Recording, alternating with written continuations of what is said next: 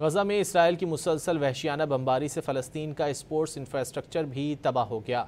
अब तक 662 खिलाड़ी और ओहदेदारान शहीद हो गए। फ़लस्तीन फ़ुटबॉल एसोसिएशन के आदाद-ओ-शुमार के मुताबिक इसराइली हमलों में अब तक मुख्तलिफ खेलों से ताल्लुक़ रखने वाले 662 खिलाड़ी और स्पोर्ट्स ओहदेदार शहीद हो चुके। इसराइल अब तक 228 खेल के मैदान, स्टेडियम्स, जिम्स और मुख्तलिफ क्लब्स तबाह कर चुका है, जिसमें फ़लस्तीन फ़ुटबॉल एसोसिएशन का हेडक्वार्टर भी शामिल है। गजा में इसराइल की मुसलसल वहशियाना बमबारी से फ़लस्तीन का स्पोर्ट्स इंफ्रास्ट्रक्चर भी तबाह हो गया। अब तक 662 खिलाड़ी और ओहदेदारान शहीद हो गए। फ़लस्तीन फ़ुटबॉल एसोसिएशन के आदाद-ओ-शुमार के मुताबिक इसराइली हमलों में अब तक मुख्तलिफ खेलों से ताल्लुक़ रखने वाले 662 खिलाड़ी और स्पोर्ट्स ओहदेदार शहीद हो चुके।